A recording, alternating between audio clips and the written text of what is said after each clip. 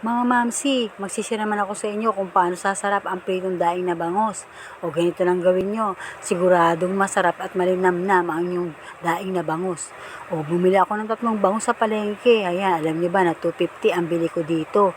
Medyo mahal ngayon ang isda pero 250 pwede na rin yan kasi 10 naman kaming kakain. O medyo budget meal na yan, nakakatipid na rin ako. Ayan, hiwain lang natin yung isda, ganyan. Pagkatapos niyan, hiwain lang natin ng paslanting na ganyan at ingatan na huwag mapisa ang apdo dahil papait po ang ating bangus. Hayang ganyan lang po ang pagdadaing at pagboboneless ng bangus. Ginagawa ko po ito para na may mga anak ko ay hindi na mag-aalis ng mga tinik. O diba? Masarap ang kain nila dahil ngatahan na lang sila ng ngatot, nguyahan na lang ng nguya.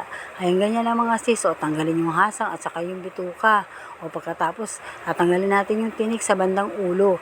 Ayan hiwain nyo lang ganyan yan, bubulaklatin nyo lang. Ganyan lang pagboboneless ng bangus. Napakadali lang mga sis, para ang mga anak nyo din ay hindi matinik, di ba?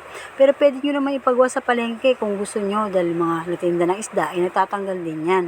O ayan tapos salat-salatin nyo yung mga gilid-gilid kung may natira pang tinik. O pag wala na, pwede nang hiwain. O sa isang bangus, ginagawa ko tong 6.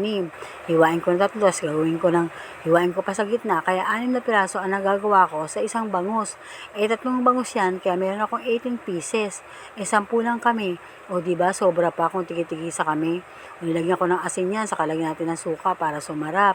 Ganyan lang ang sikreto ng daing na bangus para sumarap siya. Lagyan din natin ng paminta at saka magdurog tayo ng bawang. Ilagay na natin, i-marinate to sa bangus. Nako, ang sarap niya mga sis. Lasang-lasa sa bangus ang yung mga pang-marinade. Marinate natin ito lang kahit mga 15 minutes. Kung gusto nyo naman overnight, mas masarap. O ganyan lang, pero ako dahil yan ang ulam namin, 20 minutes ko lang binabad. Kung gusto nyo na iprito, i-drain nyo na siya, tanggalin nyo na yung mga suka para madali nyo na siya malagyan ng harina at hindi mabasa ang ating mga harina. Bakit nilalagyan ng harina? Kasi sis, para hindi pumisik. O diba, pag nilalagyan ng harina ang bangus, hindi siya tumatalsik ang mantika.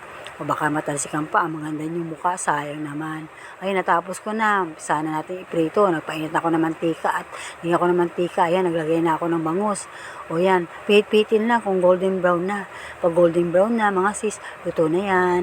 O maghahanda na tayo ng masarap na sausawan. Alam nyo ba ng bangus ay maraming benepisyo sa ating katawan? Rich in omega fatty acid to. Mayaman sa retinol, nagpapaganda ng balat at nakakatulong sa pagliro ng ating mga mata. O yan, luto na mga sis, kaya inan